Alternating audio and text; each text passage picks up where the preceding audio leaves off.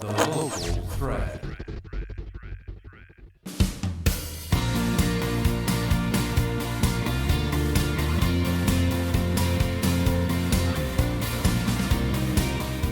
Hello, and welcome to TPS Proud Out Loud. I'm Patty Mazer, Executive Director of Communications with Toledo Public Schools. And I'm Rob Warsinski, TPS Communications Coordinator. Thanks for joining us. Over the next hour, we're focusing on the magnet high schools across our district and the variety of educational opportunities available to students in the Toledo Public School District. With us in studio this week will be Jack Hunter, Director of the Toledo Pre-Medical and Health Science Academy, Kurt Wickland, Director of the Aviation and Natural Science Academy of Toledo, Steve Oswanski is a natural science teacher at TPS, and Anita Harold is an aviation instructor.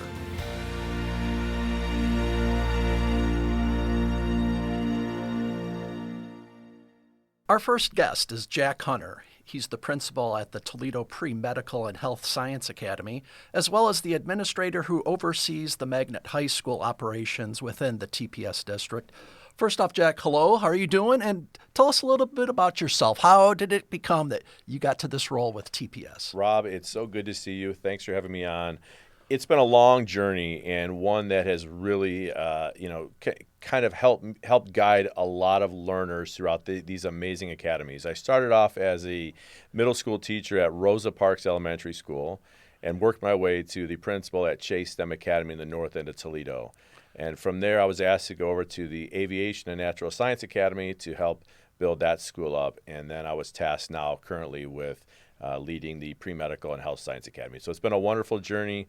I hope that I've helped a lot of learners along the way, and I'm really happy to be here with you. Well, middle schoolers, man, you've got some badge credit there for that. Obviously, a very challenging time. So obviously, taking that step, how have you used your experience along the way to get to the point you are now? That's a great question, Rob. And I think it stems from having experience working with students from kindergarten now all the way through 12th grade. So I've really got to see the evolution of education from the beginning learners all the way through completion of graduation. And I think it really allows me to lead staff members and really trust my staff, knowing what amazing educators we have here in Toledo Public Schools.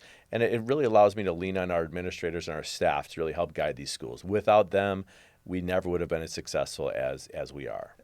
So for myself, I searched online, the whole look up online. I searched magnet school. Here's what AI tells me right now. It says, a magnet high school is a free, specialized public school within a district that offers an innovative, theme-based curriculum like STEM, arts, or world languages to attract a diverse student body from across the community, promoting racial and social economic integration through choice rather than zoning. Okay, that's what it says online when you do a search. So for yourself, talk about the magnet high schools that TPS operates, how you're kind of overseeing the operations. Obviously, a lot of different choices, a lot of different opportunities within the TPS district. It is amazing. We are one of the leaders in the entire United States. And when you speak about diversity, it's very important that everyone understands how we fill our schools. We really try to recruit around our schools based on the census data of the city of Toledo. As the demographics of the city of Toledo change, we believe as a school district, that we should emulate what the surrounding areas are. So when you look at the Toledo Pre-Medical and Health Science Academy first, you'll notice that niche.com rated us the number 14th most diverse high school in the state of Ohio. So that's out of over 1,000 high schools. We rated number 14 most diverse. We were also rated number 5 in the entire state for college preparedness.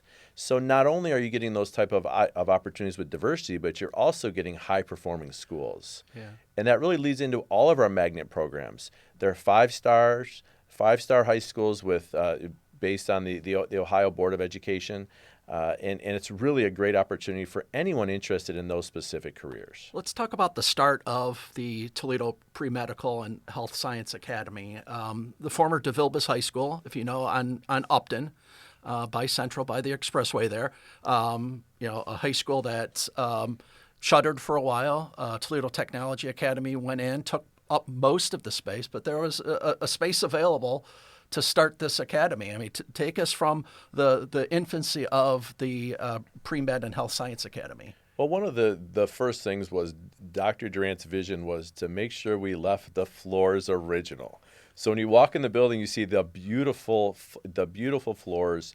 And, as corny as it may sound, Rob, it really gives the building and the school character. Yeah. For myself, DeVilbiss High School, that from both the outside and the inside, just from an architectural standpoint, it's a gem for the city of Toledo for sure. Absolutely. And when those floors are really buff, they are absolutely beautiful. So we wanted to keep the character of DeVilbiss High School and then just kind of update it into the 21st century. And that's what we've done.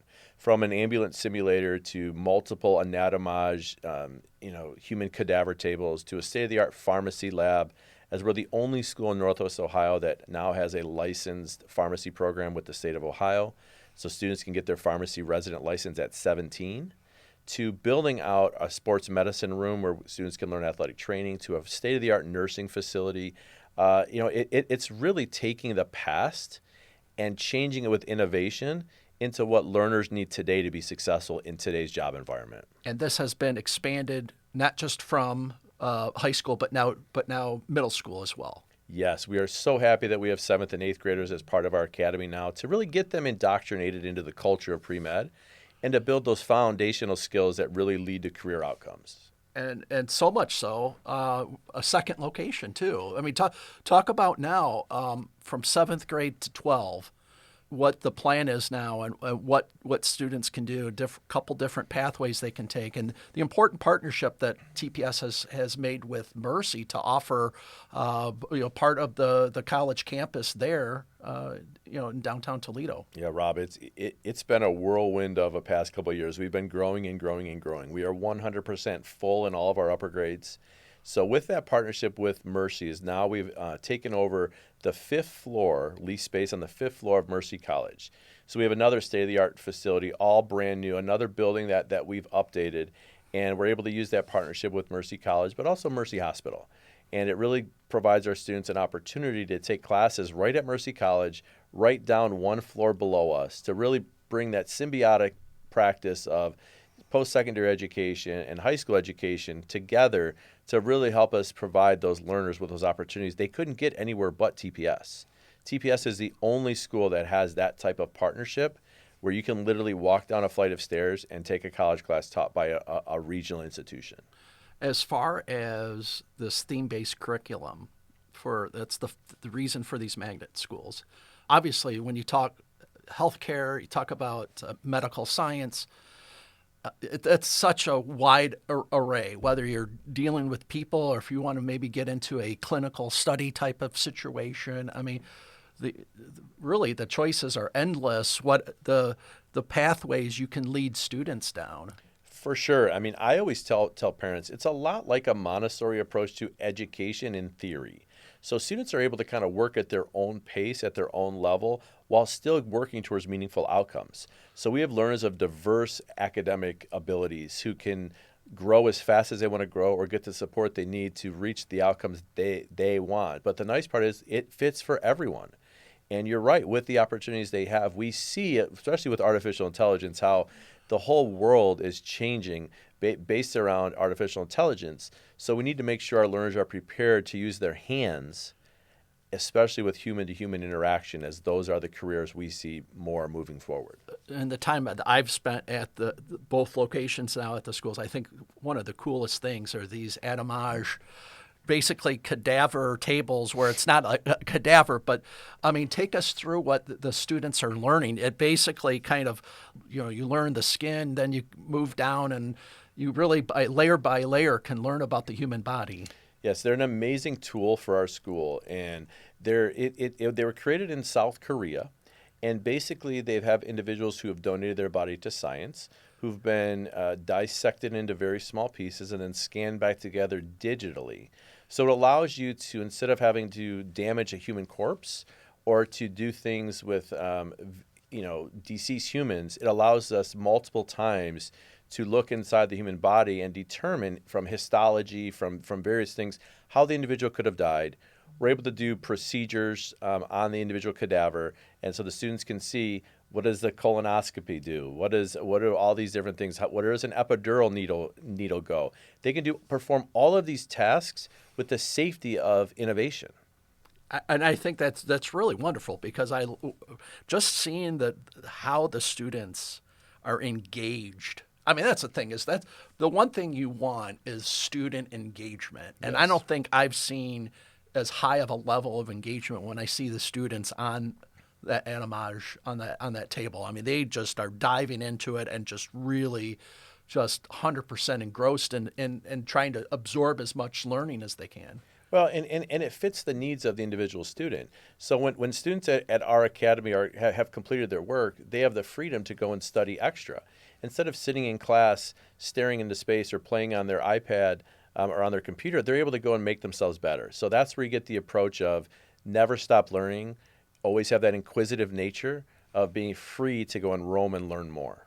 So for, now that, this academy has been going for a few years, for yourself, when you see these students who maybe were freshmen that are now seniors, and you see the individual growth of these students, I mean, talk about that from yourself, just how that motivates you. As an individual, I couldn't be more proud of my staff, my students, and everyone who's played a role in this. Seeing students go from, a 1,000 SAT to a 1,400 SAT in 2 years, seeing students come in on Saturdays and study, seeing the amount of community service we do in the community through 419 Cares and all the various organizations that support the humanity, whether it's Tent City, whether it's, Lutheran Social Services.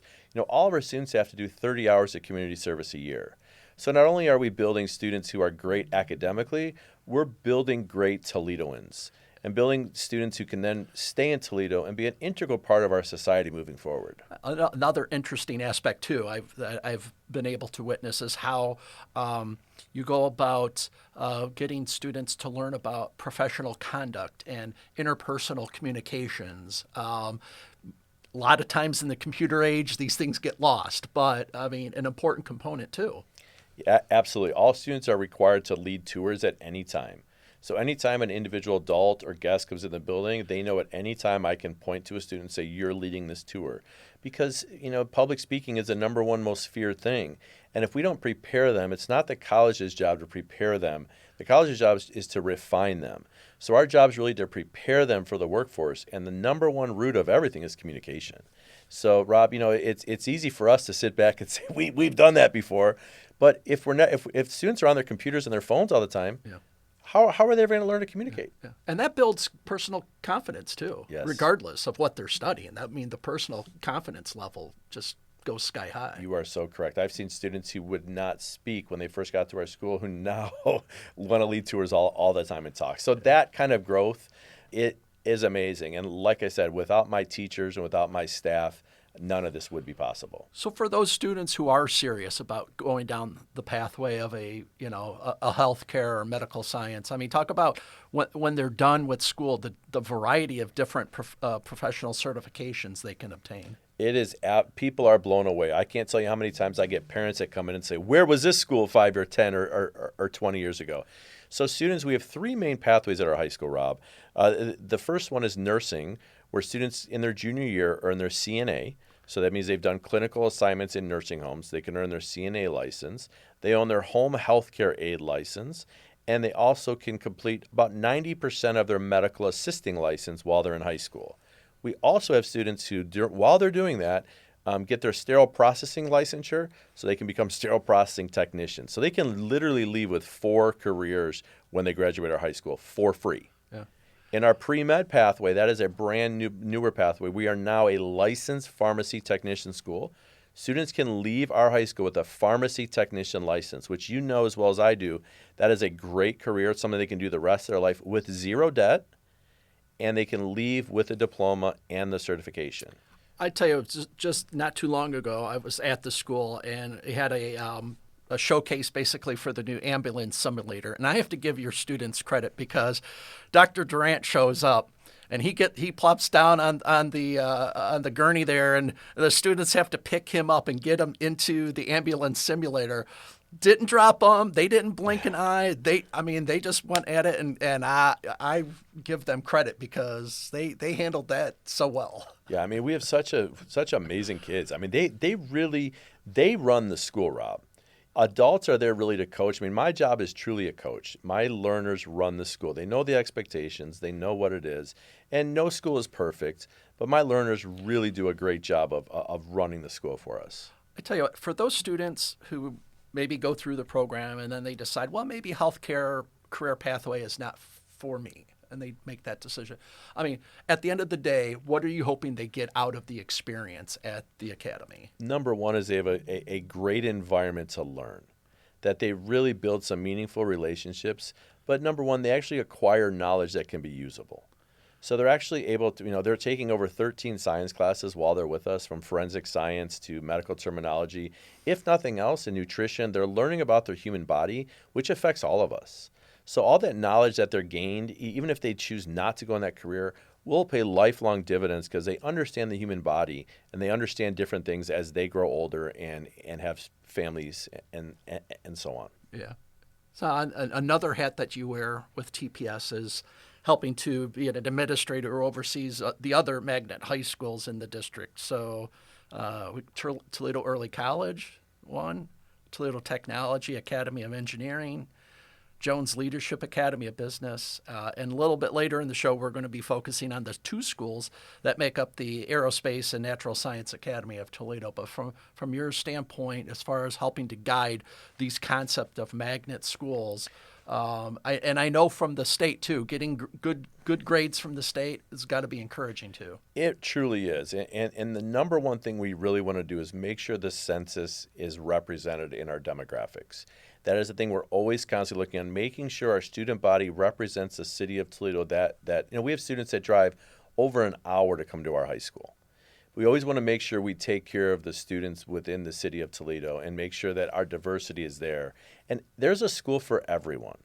When you have Jones Leadership Academy, you're looking at people that would like to do real estate, that would like to learn investing, that are interested in learning how to be bookkeepers and different types of things. And then you move on to Toledo Early College, partner with the University of Toledo. What a great way to work towards your associate degree in a college-ready environment. You have the Aerospace and Natural Science Academy, which you're learning to do so many things, which you hear from Principal Wickland here in a few minutes. I don't want to steal all his thunder. And you have Toledo Technology Academy of Engineering, which has amazing opportunities in the manufacturing sector, the electronic vehicle sector. Rob, it's really something that you really have to go out and see it to really understand what TPS does. And the importance of having the community tie-in too. The community partners that are helping with these variety of schools too is, I'm sure from your standpoint, critical. Absolutely. Without community input, without stakeholders, which we consider all community members a stakeholder in our school, we want them to be able to hire our students when they graduate. We want to provide good experiences for our students so they're meaningful employees who stay for a long time and are promoted through their ranks. Without our community partners, these schools would not work because we rely on them. We rely on what the industry needs so that we can adapt as a school. It's not what the school needs. Industry meets the school so we can be symbiotically together to meet the needs of the community so that we can provide jobs for our students and they can leave feeling great about themselves, having that first job where they make a meaningful living and they can really feel great. And the smile on their face when I see students go and get a job, it is everlasting. That's what gets me up in the morning. Seeing students who get above a livable wage, it gets me up in the morning to see, wow, look at what you've created and look at what these students have done. And on that note, we thank you, Jack, for joining us, Jack Hunter. We're going to have more on TPS Proud Out Loud after this.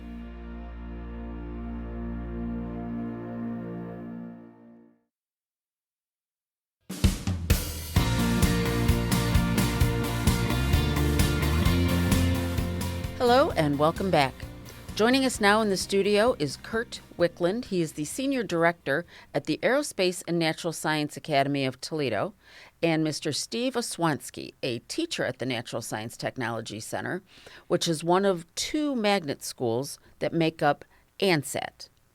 I love coming out to the Natural Science Technology Center. Always something different to see, something unique to see, Tell us what makes that school so special, Kurt. For me, it's the culture of the building. To be honest with you, it's the students, it's the people. I know it's known for its animals and its plants and its cool programs, but really, at the end of the day, it comes down to the teachers and the students and all the people who are there that make it such a wonderful place, that put the work in to make that school such a wonderful place to come visit. You go in there, you see all sorts of cool things that our students are working on. Right now they're, for example, working on putting together new exhibits for visitors and guests that will actually be used as part of live classroom experiences. So there's a whole lot of new stuff going in there right now, and it's the people driving that, and it's the people that make it so special. That is so true. And Steve, you've been with the program for several years. You were part of the renovation at the building, which I had been there in the spring for the plant sale and came back at the beginning of the school year and was, holy wow, look at what has happened out here.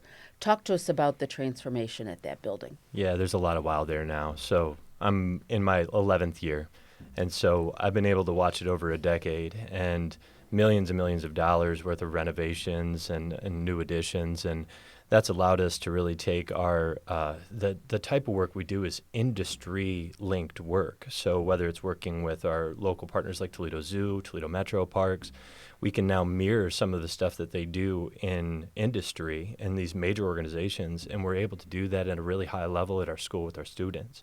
And a great example of that would be we're setting up a large new marine system. And so a lot of schools would have like a fish tank or something like that. We've seen that before. But we have, I think it's 1,200 gallons, so over 1,000 gallons of marine water. So our students that want to become marine biologists or maybe work with the zoo in the new aquarium that they have there, they get to do that in a large way. Build the systems, add the animals, learn to take care of them. If there's a problem, they've got to troubleshoot it. These are the things we can do with the new additions. We've got a full-scale greenhouse there, a livestock yard. With all the support that we've gotten for our building, our students are doing some amazing things. And I think that is what is so important when the transformation in the district is all about industry and getting students ready for what's next for them. Mm-hmm. Talk about the programs. And you said the partnerships, if one of your students wants to go and work at the zoo, they have that hands-on experience. They know this is what I did at school, and I'm going to walk in at the zoo or wherever it might be and say, I did something like this before. Absolutely. I was prepared. Absolutely. So it's kind of speaking towards preparedness for the workplace. And we want our kids to be prepared for college or a career. And some will join the military, and those are all great ways. But when it comes to career preparedness, we want them to have concrete skills that they can take. For example, we have a log mill. And so our students that are interested in working with the parks or urban forestry or City of Toledo for that matter, they're going to learn how to operate chainsaws, climb ropes, do things safely. All of our students are OSHA certified. These are credentials that industry wants, or they would even have to pay for our students. And so they do these things, and then they've got a leg up compared to everybody else that's trying to get those jobs also. So our students come in with legitimate industry credentials through Ducks Unlimited or through OSHA or a number of others. And so when these kids leave, yes, they've been working with the actual equipment.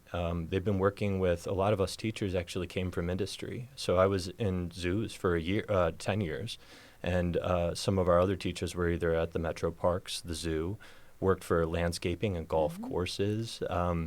The skills that we have that we can pass on to these kids, I mean, that they're doing real work and ready for real jobs at 18, straight out of high school.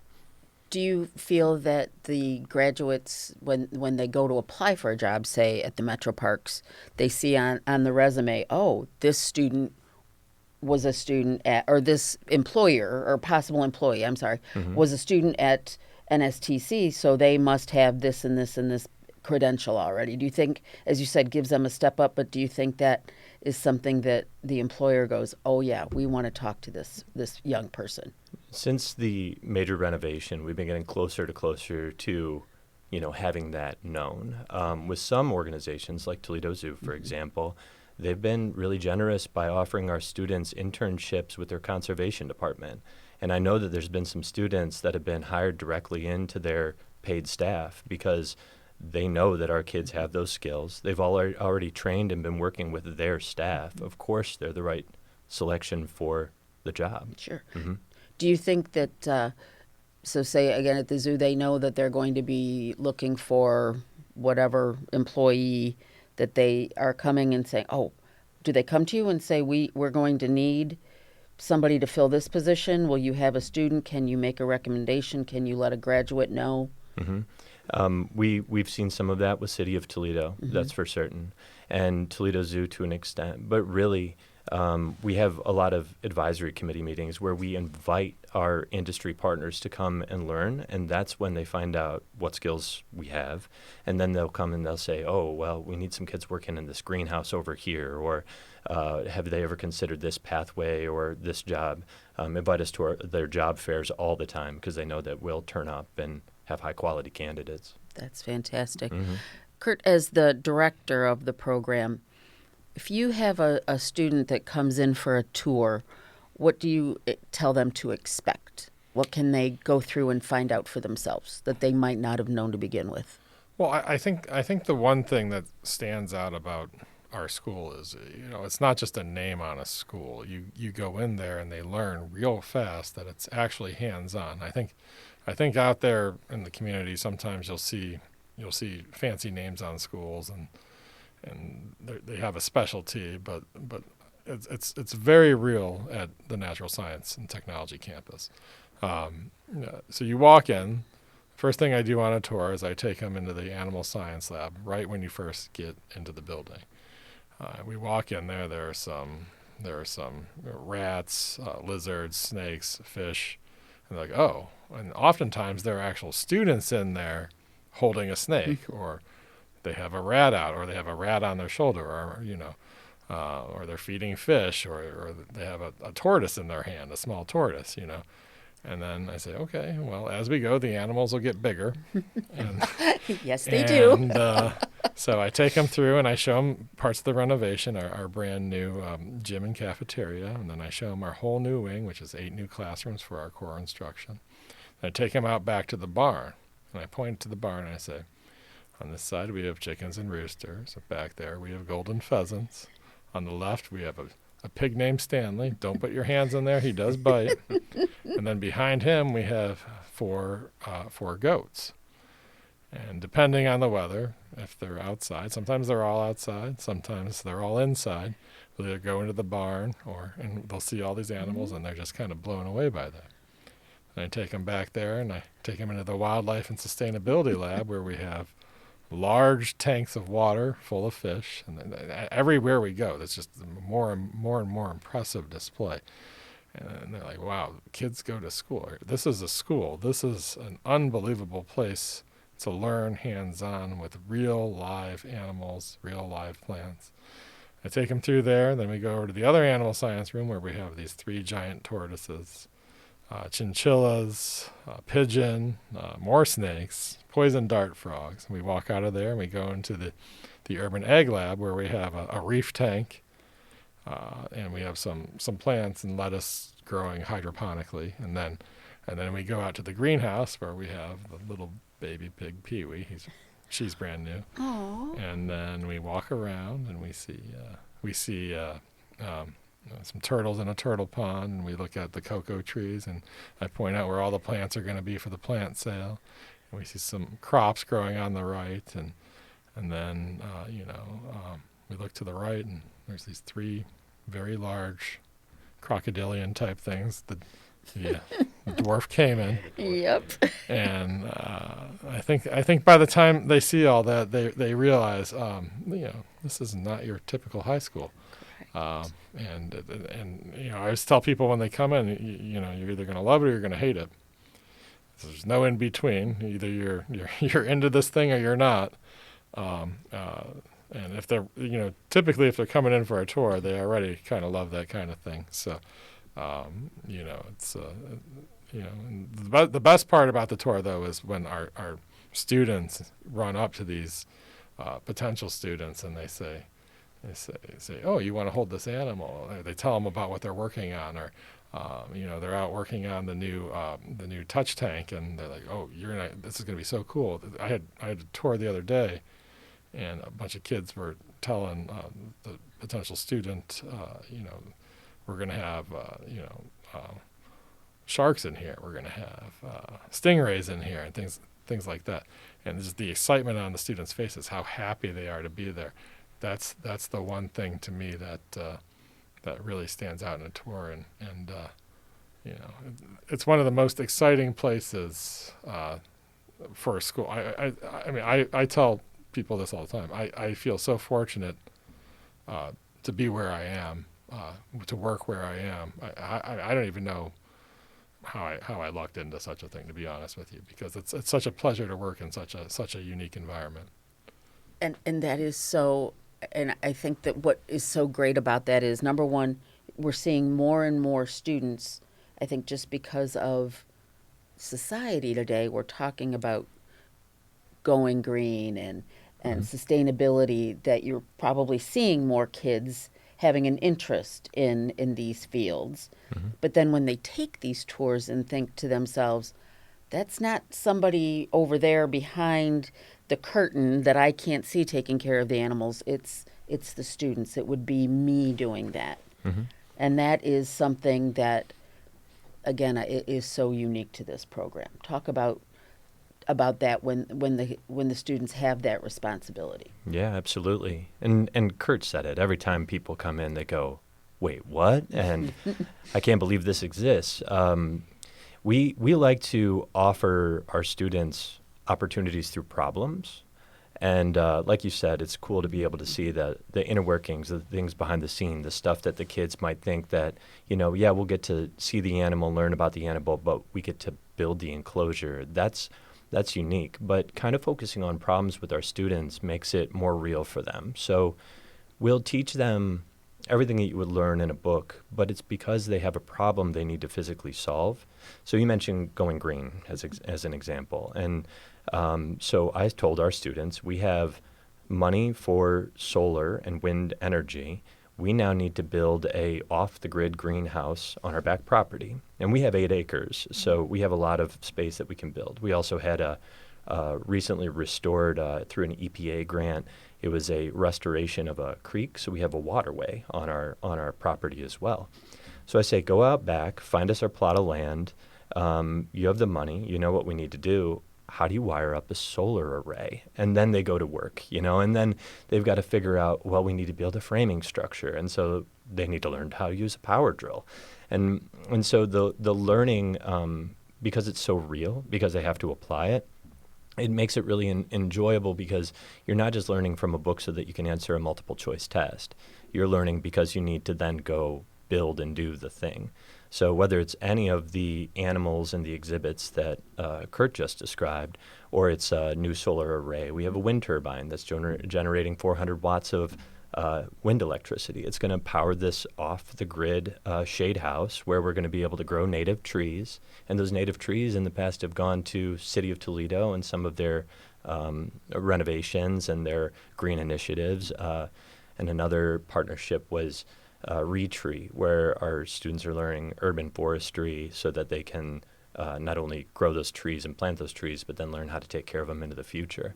So it's really cool to see them problem solve, and that's where the passion comes from. So our students, like Kurt was saying, they're very passionate when these tours come through, because they really want to be able to share, like they're almost showing off the coolness that they did. And they have ownership, because it was a problem they came up with.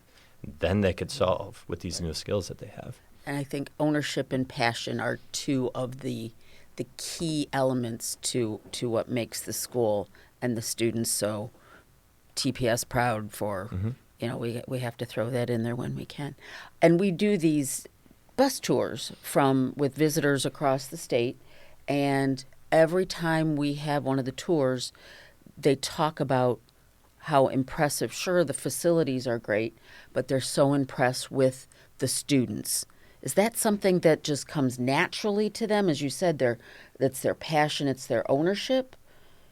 or is that a class that they take on how to be salesman 101? No, it's definitely not a class that they take. I'll tell you. It's fun watching the students develop over time because they come in 7th, 8th, 9th grade, and then by the time they're sophomores, juniors, seniors, they know so much about their pathway and what they're learning about that they're so thrilled to show off what they know.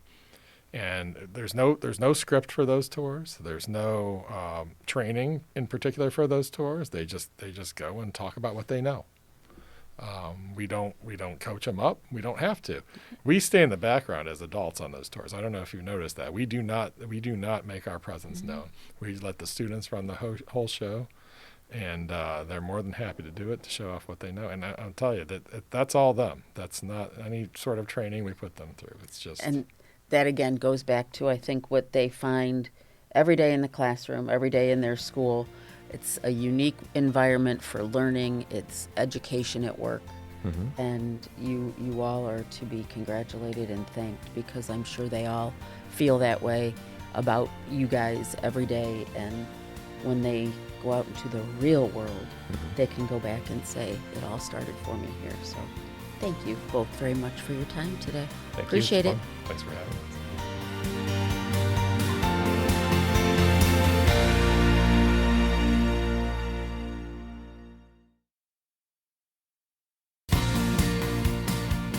Joining us now, along with Mr. Wicklund in studio, is Anita Harold. She is an aviation instructor at ANSET. Thanks for joining us. Thank you for having me. Tell us a little bit about yourself, your background. How did it become that you're an aviation instructor at ANSET? Well, it's a pretty long story, but I grew up in aviation. My father was a A&P and a private pilot.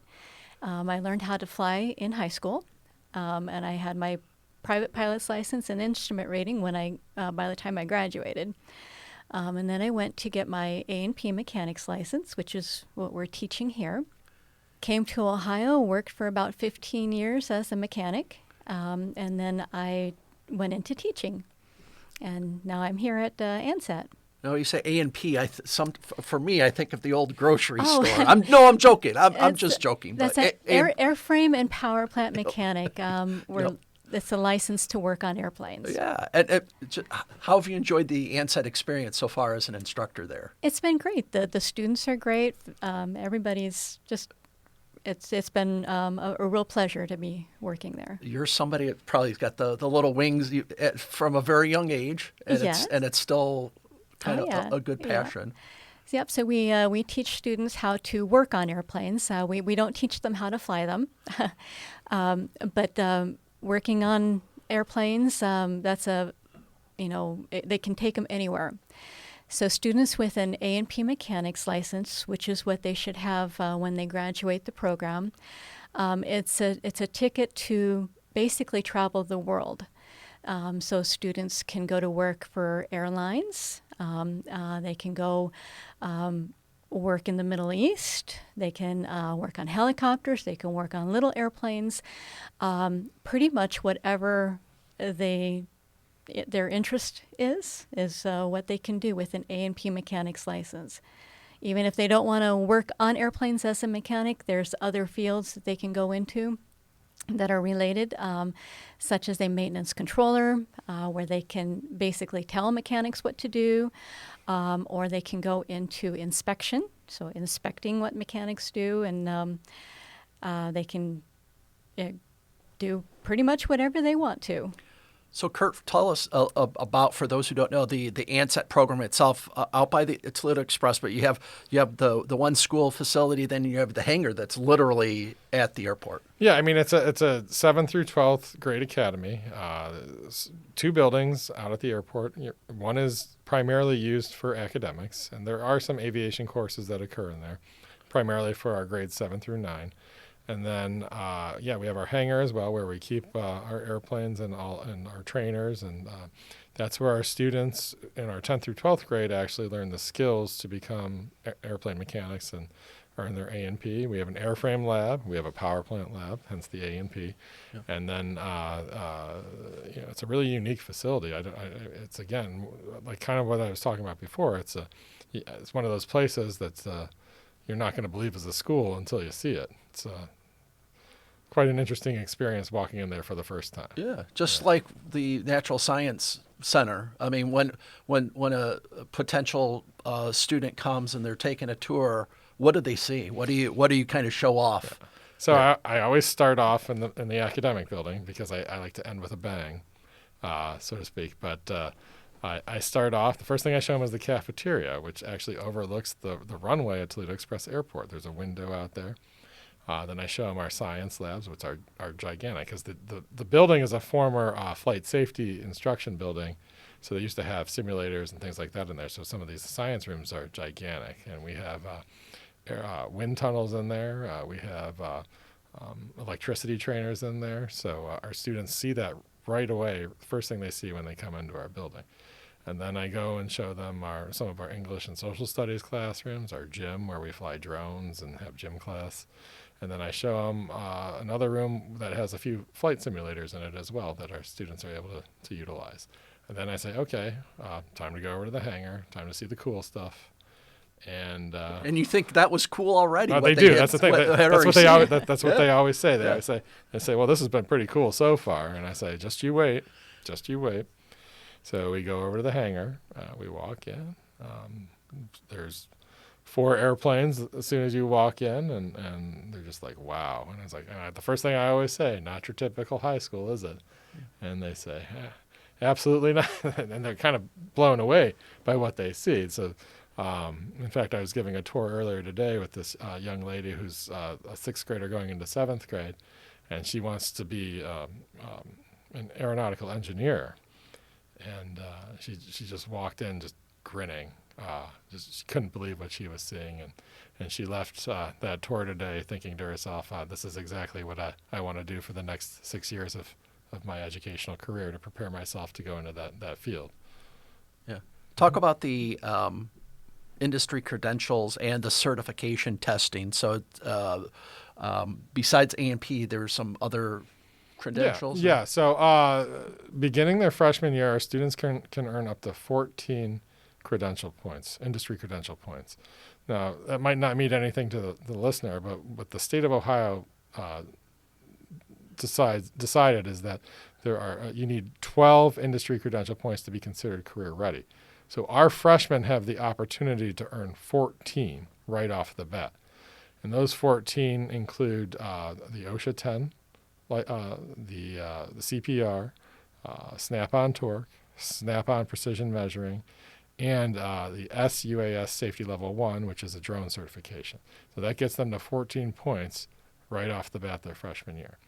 And that's before they even start the mechanic program their sophomore year. And then the other thing they can do at our school is they can actually earn their Part 107 drone licensure. That's a drone pilot's license. They can earn additional drone licensures after that, including line of sight. There's actually a drone repair license they can earn, and then there's a plus 55-pound drone pilot license they can earn as well. So there's a number of different things that they can number of different pathways, number of different credentials they can earn while at the aerospace campus. Yeah. Anita, for yourself, having the school right at Toledo Express, that connectivity, the perception, kind of it really kind of really makes it real for these students. Like you're learning where the jobs are going to be. Yes, I can't tell you the amount of times we've had to stop the lesson because the National Guard's taking off. Or there's another airplane that landed that we want to go show the students. So we just walk right out on the ramp and we look at the airplane. Stay within the yellow lines, of course. Yes, of course. Right, of course, it's well monitored. But but yes, if something interesting shows up, hey, we just walk right out the hangar door and go look at it. At the expo, we had several airplanes that the students could go out there, and we had permission to look at. We also have our own airplanes, one that is flown quite often by another instructor. And the students, the older students that have already received their training, they help us with the inspection on it. all small airplanes have to have an annual inspection, which is an inspection, every year. And these students can help. Of course, they're monitored as well, but they can actually take things off the airplane, help look at it, and then return it to service, and then watch it fly. So they get the hands-on experience just by being there. Yeah. Another exciting step that the school has taken is entering into a new partnership with Bowling Green State University. Kurt, talk about that. Oh yeah, so this is excellent. Yeah, it's really exciting because it gives our students so much opportunity beyond just earning the A&P. If they want to go on to college and pursue any of the programs at Bowling Green State University in aviation, and they have a great aviation program down there. Now, the difference between us and them is we have an A&P program. They don't.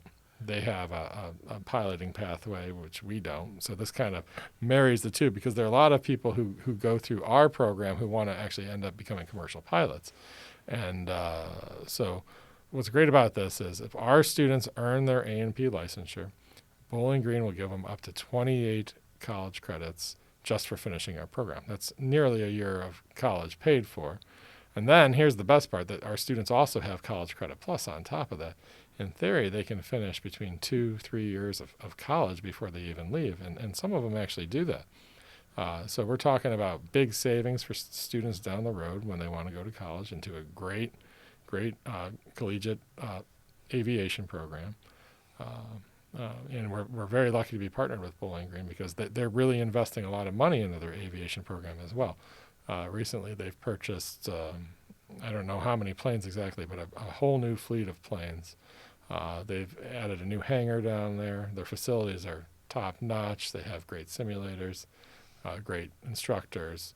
Just an excellent opportunity for our students. So like a dual, you have whether somebody wants to get right away, jump into the industry, or pursue a higher education. It's like you've got the best of both worlds now. Yeah, college and career ready. That's how all of our students are. I can tell you this: our students leave ANSAT, college, and career ready. No matter what they want to do, they've got options. Yeah. As far as you look online, you see the demand of anticipated 5% industry growth year by year just within the United States. Worldwide, an estimated 600,000 aviation mechanic related jobs needed worldwide over the next 20 years. So Anita, for yourself, I mean, the numbers are there. The need is definitely there. It is definitely there. A lot of the current workforce that is airplane mechanics are reaching the retirement age, and there's a need now, and there's going to be a greater need in the future for more airplane mechanics in all of the different areas that I've mentioned before, whether it's airlines, helicopters, small aircraft. The need is there for mechanics in all of the different areas. For yourself, what really kind of connected you to, planes, how they work, and all of that? I mean, how did you get kind of like the love for that? Oh, definitely my father. He was a airplane mechanic, and he was also a private pilot. On the side, he flipped airplanes, so he would buy them cheap, fix them up, and then sell them. So there was always a little airplane around. Matter of fact, I thought it was odd when I found out people used their garages for cars, because ours always had an airplane in it, and I thought that's what it was for. Yeah. But yes, my love of aviation definitely came from my father. And for what we were talking about now, I mean, with this connection with BGSU, not only you can learn to be a mechanic, you can work towards being a pilot. I mean, talk about that connection there. If you know how the plane works. Yes, if you are just going to fly the airplane and don't understand how the systems work, you've only got half the story. So you need to understand how the systems work as you're flying the airplane, so you can better understand what's going on. And then you can also help troubleshoot. If something is wrong, you have more of an idea of what the whole airplane, what all the systems are working with, how they work together. So you can be a better pilot, I believe. I think if you are a mechanic and a pilot, the mechanic makes you a better pilot. Yeah. And I know the school, ANSAT, does a lot of community outreach efforts. The Aviation Expo is always a great event. Kurt, talk about that. Yeah, it's always a big undertaking every year, but we want to make a huge community event around what we do out there. We get thousands of people out every year when we do it. We bring in historic aircraft, food trucks, bouncy houses for kids, free flights for kids through Young Eagle flights. So we have a bunch of pilots bring their planes in, and they fly kids as ages 8 to 17 for free around town and back down. And sometimes they even let the kids take over the plane up in the air. It's a little scary, but they do it. But it's actually pretty safe. I'm just joking. Yeah, but, absolutely. Yeah. It's always a fun event. We used to do it in the spring, and this year we did it in the fall, and I think it went really well.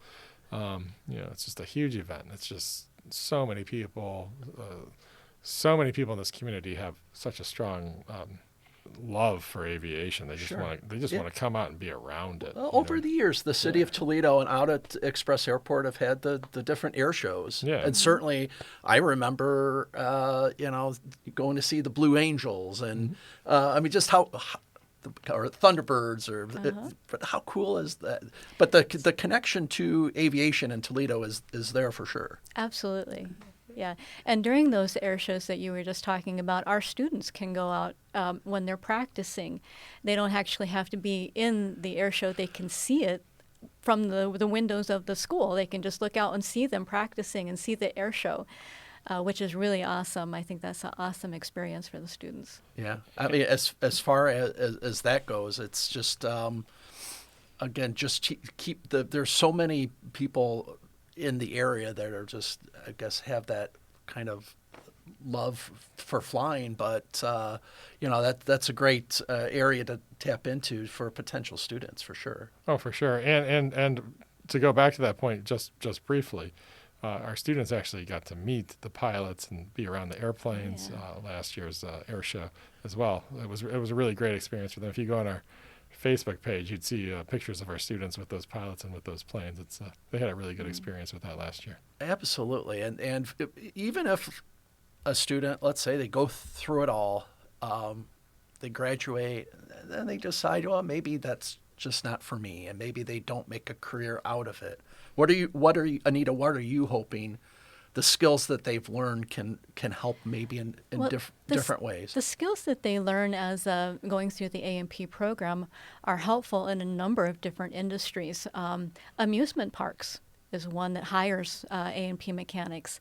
The wind turbines, they look for students that have A&P training.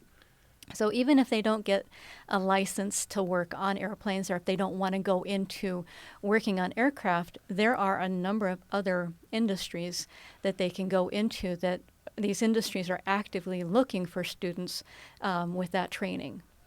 Yeah, go work at Cedar Point. Absolutely. Wow, yes. that's not too far away. Hey, I think Yeah. when you say amusement park already, I'm thinking go ride the Blue Streak, right? Yeah. All right. Well, I want to thank you, Anita, for coming in and sharing your experience with us. And Kurt, certainly you've got the two hats, not only on the natural science, but also the aviation side. And these magnet schools really provide some wonderful career path opportunities for students. So, Anita, thank you very much. Kurt, very much. Thank you very much. And we'll be back to wrap things up.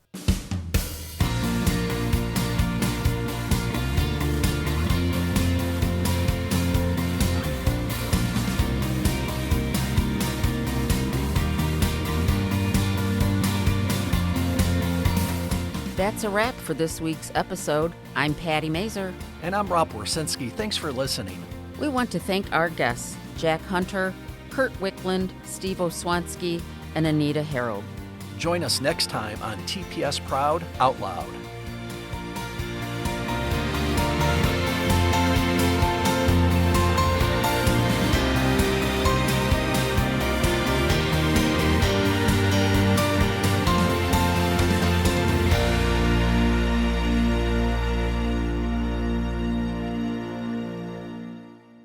The Local Thread is a production of WGTE Public Media. Episodes can be heard weeknights at 7 on FM 91 or anytime at WGTE.org.